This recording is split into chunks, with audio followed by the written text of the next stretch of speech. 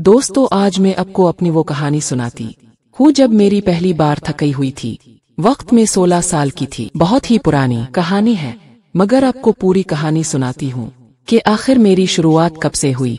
अब कहानी पूरी देखना, चैनल को सब्सक्राइब करने वालों को मौका दे सकती हूँ। अब कहानी शुरू करती हूँ। घर में कोई नहीं था। उम्मी अब वो रिश्तेदारों के यहाँ गए हुए थे और मैं अकेली थी। मैंने सोचा उस्ताद जी के आने से पहले नहा लूं, फिर आराम से बैठकर पढ़ाई करूंगी। मैं कमरे के अटैच बाथरूम में नहाने चली गई। कुछ देर बाद बाहर आई तो सामने उस्ताद जी सोफे पर बैठे मेरा इंतजार कर रहे थे। कपड़े गीले होने की वजह से मेरे प्राइवेट हिस्से साफ नजर आ रहे थे। उस्ताद जी की जैसे ही मुझ पर नजर पड़ी तो उनकी आंखें हैरत से फैल गईं, क्योंकि मैंने नीचे वाले कपड़े नहीं पहने थे। जवान आदमी थे। मैं बेधड़क उस्ताद जी के बराबर किताब लेकर बैठ गई। अचानक मेरी नजर उस्ताद जी की शलवार पर पड़ी तो उभार देखकर मैं शर्मिंदा हो गई। मेरे जहन में एक शैतानी ख्याल आया कि अगर थोड़ी सी मेहनत की जाए तो बाप बन सकती है।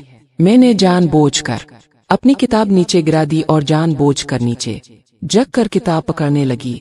नजरें मेरे सीने पर ऐसे ही जिमी थी जैसे कोई भूखा इंसान खाने वाली चीज को देखता है। मैं उठकर दोबारा सीधी होकर सोफे पर बैठ गई। आज तो वैसे भी पूरा घर खाली पड़ा हुआ था और किसी को शक भी नहीं होना था। आखिरकार मैंने थोड़ी सी हिम्मत की और उस्ताद जी का हाथ पकड़कर अपने सीने पर रख। उस्ताद जी शायद पहले से ही इस बात के इंतजार में थे कि मैं कब उनकी दावत दूं और कब वो कनवारी लड़की का मजा चखे, से पहले कि उस्ताद जी आखिरी हद पार कर दे। मैंने एक शर्त रखी। मेरी शर्त सुनते ही उस्ताद जी ने हामी भर कर कहा कि मुझे तुम्हारी हर शर्त मंजूर है। जैसे उस्ताद जी ने हामी भरी तो मैंने सोफे पर ही उनके साथ, मेरा नाम नरीन है। मेरी माँ को मेरा अकेडमी जाना पसंद नहीं था, क्योंकि वो अमीर और मॉडर्न थी और वो चाहती थी कि इसकी बेटी सबसे अलग रहे। इसलिए उन्होंने मेरे लिए एक उस्ताद का इंतजाम किया जो घर आकर मुझे पढ़ाता था। वो उस्ताद मुझे पढ़ाने की भारी फीस ले रहा था। मेरी माँ फखर से कहती कि इसने अपनी बेटी के लिए काबिल टीचर का इंतजाम किया है जो बहुत ज्यादा फीस लेता है और इसकी बेटी को बहुत बेहतरीन पढ़ाता है। वैसे तो वो टीचर ठीक था, मगर मुझे अच्छा नहीं लगता था। शायद इसलिए कि मैं अभी तक इस बात को कबूल नहीं कर पाई थी कि मैं अपनी बाकी दोस्तों की तरह अकेडमी में जाकर नहीं पढ़ सकती थी, बल्कि मुझे घर पर रहकर उस्ताद से पढ़ना था। शुरू में मुझे वो उस्ताद बिल्कुल अच्छा नहीं लगता था और ना ही मुझे इसके पढ़ाने का अंदाज पसंद आया था। मगर जब मैंने अपनी माँ से ये बात की तो उन्होंने मुझे झलक दिया और कहा कि मैं ये बहाने बंद करूं और अपनी तालीम का मेयार बेहतर बनाऊं और ये भूल जाऊं कि मैं अपनी और दोस्तों की तरह अकेडमी जा सकती हूँ। और भी बहुत सारी हिदायतें मुझे दी गईं। तब मैं चुप हो गई और अपनी पढ़ाई में दिल लगाने लगी। दिल में मैं बहुत उदास थी और अपने दोस्तों के साथ पढ़ना चाहती थी, जबकि मेरी सारी दोस्तियां और बाकी के क्लास फेलोज मुझ पर रश करते कि मैं इतनी अमीर हूं कि मुझे घर पर इतना अच्छा उस्ताद पढ़ाने आता है।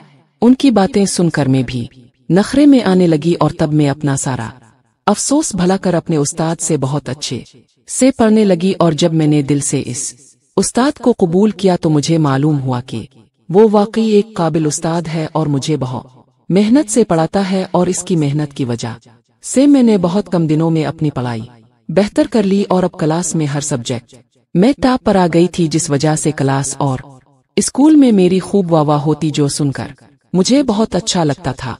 उन तारीफों की वजह से मैं आसमानों में उड़ने लगी थी और तब मैंने अपने उस्ताद को भी दिल से कबूल कर लिया था और उनसे बहुत फ्री हो गई और दिल लगाकर उनसे पढ़ती थी और अपनी हर बात शेयर करती ताकि पढ़ाई में मजीद बेहतर हो जाऊं।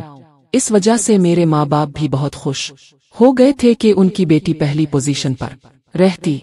उस्ताद की भी डिमांड बढ़ने लगी थी। इसने अपनी फीस बढ़ाने का कहा, जो मेरे माँ बाप ने बिना कोई एतराज किए इसकी डिमांड पूरी कर दी। इसके कुछ टाइम बाद इसने मेरे बाप से कहा कि वो शाम में मुझे पढ़ाने आया करेगा, क्योंकि दिन में इसके पास टाइम नहीं होता। इसकी ये बात भी मेरे माँ बाप ने मान ली थी। कोई एतराज नहीं था, बल्कि किसी भी बात पर कोई एतराज नहीं करते और अक्सर मेरे माँ बाप को रात में बाहर जाना पड़ता था। इस वजह से उन्होंने इस तरफ ज्यादा तवज्जो ना थी कि मैं किस तरह और कैसे पढ़ती हूँ। मैं खुश थी कि मैं पढ़ाई में बहुत अच्छी हो गई हूँ, मगर मैंने कभी सोचा भी नहीं था कि मुझे ऐसे वक्त से भी गुजरना पड़ेगा कि मैं जीने के काबिल भी नहीं रहूंगी। और कल तक जो लोग मेरे आगे पीछे घूमते थे और मुझे हसरत से देखते थे, वो बाद में मुझ पर थूकना भी पसंद नहीं करेंगे। इस शाम जब वो मुझे पढ़ाने आया तो हसब मामूल मेरे वालिदैन पार्टी पर जाने के लिए तैयार थे। वो तकरीबन हर शाम फिर रात ही किसी पार्टी या किसी शादी में जाते थे और पीछे मेरे पास दाई माँ और एक मुलाजमा छोड़ जाते थे। मगर इस रोज दाई माँ अपने गांव गई हुई थी और मुलाजमा की तबीयत खराब होने की वजह से क्वार्टर में जा चुकी थी और घर में मैं अकेली और तन्हा थी। और थोड़ी देर बाद उस्ताद जी मुझे पढ़ाने के लिए आए। मैं थोड़ी घबरा रही थी, मैं बिल्कुल अकेली थी, मगर मेरे वालिदैन को इस बात से फर्क नहीं पड़ता था और मैं खामोशी से उस्ताद जी से पढ़ने बैठ गई। उस्ताद ने मुझे पढ़ाना शुरू किया। सबसे पहले उन्होंने मुझे नंबर हल करने को कहा तो मैं नंबर हल करने में इतनी मसरूफ हो गई कि फिर याद भी नहीं रहा कि मैं इस घर में अकेली हूँ और वो उस्ताद भी मेरे साथ बैठा है, जो वैसे तो मेरा उस्ताद था, मगर इस वक्त इसके दिमाग पर शैतान सवार था। और फिर अचानक ही इसने मुझे अपना भयानक रूप दिखाया कि बज़ाहिर मेहरबान नजर आने वाला शख्स हकीकत में दरिंदा था। इस दरिंदे ने मुझे अकेला आकर मेरे साथ जो किया, इसके बाद में जीने के काबिल भी नहीं रही। मैं पढ़ने में मसरूफ थी तो इसने अचानक मुझ पर हमला कर दिया और मुझे भागने की मोहलत नहीं मिली।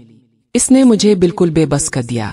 इसने मेरे जिस्म से सारे कपड़े उतार दिए और अपनी सख्ती को मेरी नाजुकी में दाखिल कर दिया।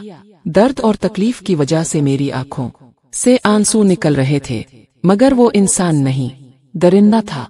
इसने मुझ पर बिल्कुल तरस नहीं खाया और मुझे अजाबों के समंदर में धकेल दिया। ये बेबस चिड़िया की तरह बस फड़फा कर रह गई थी। वो 2 घंटे मेरी जिंदगी के सबसे अजाबनाक थे। इस जंगली जानवर ने मुझे बुरी तरह हिला कर रख दिया था। मैं तकलीफ की शिद्दत से बेहोश हो गई थी, मगर इस दरिंदे ने मुझ पर फिर भी तरस नहीं खाया। जब मैं होश में आई तो मेरी हालत बहुत बुरी थी और मैं मरने वाली हो रही थी, जिस पर वो घबरा गया और मुझे इस हालत में छोड़कर वहां से भाग गया।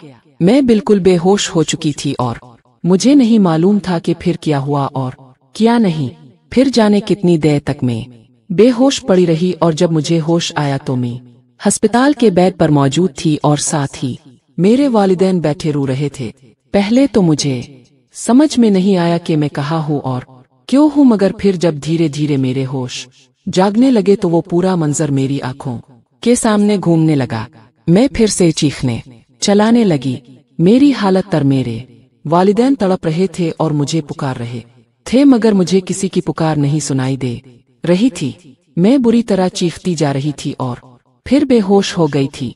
मेरी हालत तर मेरे वालिदैन दुख और पछतावे में जलने लगे थे। फिर तकरीबन 14 दिन बाद जब मैं संभली तो मेरे माँ बाप मुझे घर ले आए। अब मैं पहले की तरह चीखती चलाती नहीं थी। मैंने बोलना ही छोड़ दिया था और अपने वालिदैन की तरफ तो मैं बिल्कुल भी नहीं देखती थी। मुझे उनसे नफरत हो गई थी। खश वो इतने गाफिल और लापरवाह ना होते तो मेरे साथ ये सब ना